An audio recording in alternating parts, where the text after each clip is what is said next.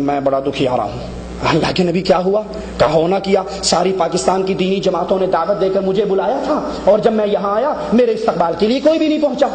مجھے خود ہی ٹیکسی کر کے یہاں آنا پڑا, کوئی بھی نہیں آیا. اب میں ناراض ہو کر جا رہا ہوں اور طاہر القادری صاحب اللہ کے نبی کے پاؤں میں بیٹھ کر رونے لگے, نہیں جانے دوں گا, نہیں جانے دوں گا, نہیں میں نے جانا ہے, میں نے جانا ہے, نہیں جانے دوں گا, اللہ کے نبی معاف کر دیجئے, نہیں جانے دوں گا, مجھے بتائیے, مجھے آرڈر کیجئے, میں کیا کروں؟ کہا اچھا اگر تو میرا خادم بن جائے, اعوذ بوجہ اللہ العظیم, اگر تو میرا خادم بن جائے, ہوٹل کا کرایہ تیرے ذمے, ٹیکسی تیرے ذمے, واپسی مدینہ بائی ایئر کا ٹکٹ تیرے ذمے, تو یہاں سے ٹکٹ دے کے کس نے بھیجا تھا؟ اس نے ریٹرن ٹکٹ کیوں نہیں دے دیا؟ واپسی کا ٹکٹ تیرے ذمے, فیصل آباد تمہارے طوطوں کے اجتماع میں پہنچوں گا تو وہ ٹیکسی تمہارے ذمے. اگر یہ سارے خرچے تم مان لو, خرچے تم تسلیم کر لو, تو پھر میں وعدہ کرتا ہوں میں 7 دن مزید رہ جاؤں گا. تو کہا میں مانتا ہوں اللہ کے نبی, اور پھر میمنوں کے اجتماع میں آ کر رویا پیٹا کہ آپ میرا ساتھ دو یا نہ دو, میں تو نبی سے سارے خرچے دینے کا وعدہ کر چکا ہوں, میری جیب خالی ہے, نہیں دیتا تو ایمان جاتا ہے, اور اگر دیتا ہوں تو کہاں سے دوں گا؟ لوگوں نے کہا بابا یہ ہم سے ہی لے لے, ہم تیری جھولی بھر دیتے ہیں. اگر یہ مان لیا جائے کہ اللہ کے نبی بشر فوت ہو گئے, بشر مر جاتا ہے, بشر دنیا چھوڑ دیتا ہے, بشر عالم الغیب نہیں ہوا کرتا, بشر مختار کل نہیں ہوا کرتا, لیکن جھوٹ کے پاؤں نہیں ہوا کرتے. جو عقیدے لوگوں میں بیان کرتے ہیں ایک خواب کے اندر سارے عقیدوں پر پانی پھیر گئے.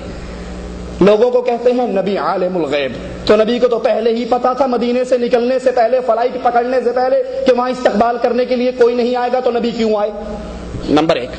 نمبر 2, لوگوں سے کہتے ہیں آگے تاج والے, دم بدم پڑھو درود, کہ حضور بھی ہیں یہاں موجود, نبی موجود ہیں, ساتھ ہیں, بیٹھے ہیں, آئے ہوئے ہیں, حاضر ناظر ہیں, ادھر بھی تو ادھر بھی تو, جدھر جا. عرش پہ بھی سنا نا بھی تذکرہ غوثیہ, عرش پہ بھی نبی, فرش پہ بھی نبی.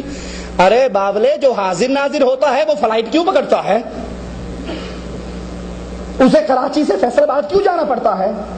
نہیں تم نہیں مانتے, نبی پورے مختار کل, سارے خزانوں کی کنجیے, سارے خزانوں کی کنجیے, تو اپنے خواب کے اندر اپنے عقیدے کی نفی کیوں کرتے ہو؟ جس کے پاس سارے خزانوں کی کنجیے ہوں وہ 1500 ریال کا ریٹرن ٹکٹ خود نہیں لے سکتا, تم سے کیوں مانگتا ہے؟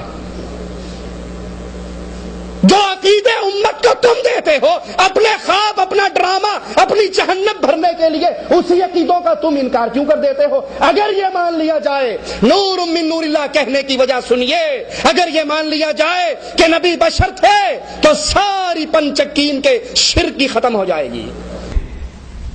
پیر سیدھی انگلی کے اشارے کرتا ہے, کرنٹ مارتا ہے, اور لوگ لوٹ پوٹ ہو کے سجدوں میں گرتے ہیں.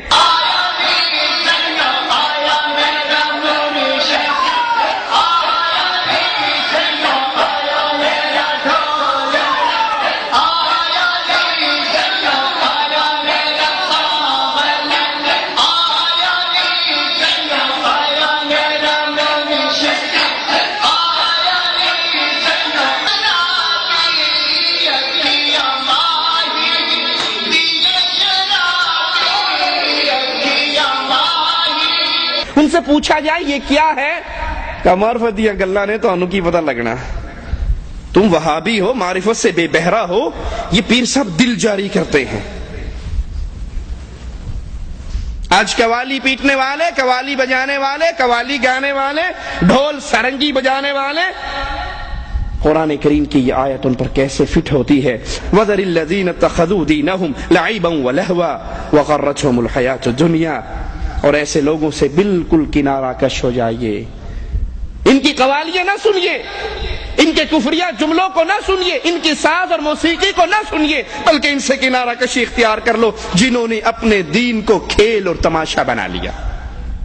اللہ کی قسم دے کر پوچھتا ہوں, اس منظر کو آپ اہل شرک کے سامنے, اہل کفر کے سامنے پیش کیجئے, کافروں کے سامنے پیش کیجئے کہ ایک مسلمان بڑی سفید پگڑی باندھ کے بیٹھا ہوا ہے اور انگلی کا اشارہ کر رہا ہے اور پوری مسجد کو کرنٹ لگ رہا ہے, وہ ناچ رہے ہیں, گر رہے ہیں, لوٹ پوٹ ہو رہے ہیں, تو کیا خیال ہے؟ کفار اس کو دیکھ کر اسلام سمجھیں گے؟ کہیں گے یہ کیا کھیل تماشا ہے, اور وہ بھی اللہ کے گھر کے اندر.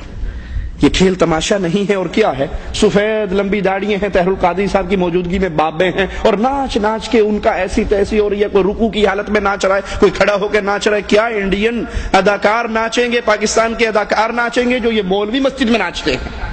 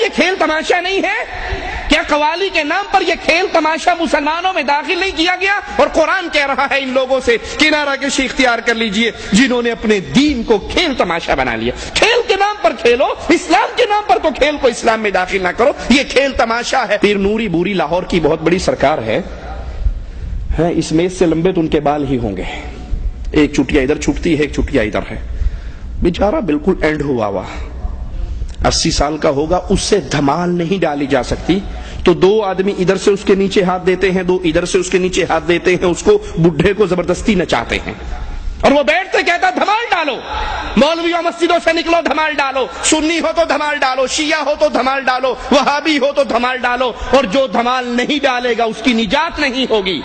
کہتا میں قسم کھا کر کہتا ہوں جو دھمال نہیں ڈالے گا اللہ کی قسم قیامت کے دن نہیں بخشا جائے گا۔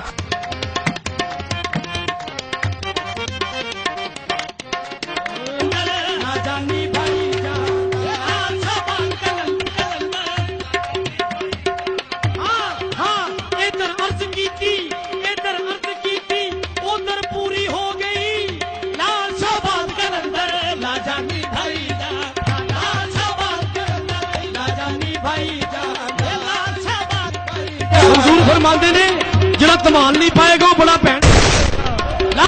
سرکار فرماندے نے پاویں کوئی شیعہ ہے، پاویں کوئی سنی ہے، پاویں کوئی وہابی ہے، جڑا کوئی تمال نہیں پا رہا وہ علی پاک دا منکر ہے، جڑا علی پاک دا منکر ہے سرکار کہندے نے میں سرکار نوری بوری والے دی قسم کھا کے کہنا ہے کہ او دی حشر نو بخشش نہیں ہونی۔ لال سو کہندے نے پاویں کوئی وہابی ہے، ਉਹ ਸਰਕਾਰ ਦੀ ਧਮਾਲ ਨਹੀਂ ਪਾਏਗਾ, ਉਹ ਅਲੀ ਪਾਕ ਦਾ ਮੁਨਕਰ ਹੈ। ਤੇ ਜਿਹੜਾ ਅਲੀ ਪਾਕ ਦਾ ਮੁਨਕਰ ਹੈ ਉਹਦੀ ਮੈਂ ਭੈਣ ਨੂੰ ਕਹਿੰਦਾ اللہ کا واسطہ دے کر پوچھتا ہوں، اے اہل ایمان، اس ظالم کے اس کفریہ جملے پہ غور کرو، جو دھمال نہیں ڈالے گا قیامت کے دن نہیں بخشا جائے گا۔ اللہ کے گھر میں کھڑے ہو کر پوچھتا ہوں، کیا ابو بکر نے دھمال ڈالی؟ کیا عمر، عثمان و علی، طلحہ و زبیر